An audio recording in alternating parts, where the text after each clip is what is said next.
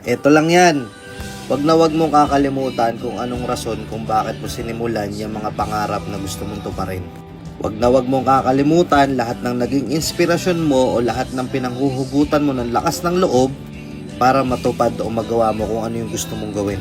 Hindi yung makarinig ka lang ng konting negatibo sa iba, pagdududahan mo na agad yung sarili mo. May kumontra lang sa'yo ng konti kahit wala namang ambag sa buhay mo, nagugulo na agad yung utak mo. Hanggat maaari, focus tayo, okay? May mga struggle na dadaan, meron tayong mga sacrifices na kailangan nating gawin. Pero hindi porket na udyukan ka lang ng konti na wag na, pangit yan. Ititigil ka na.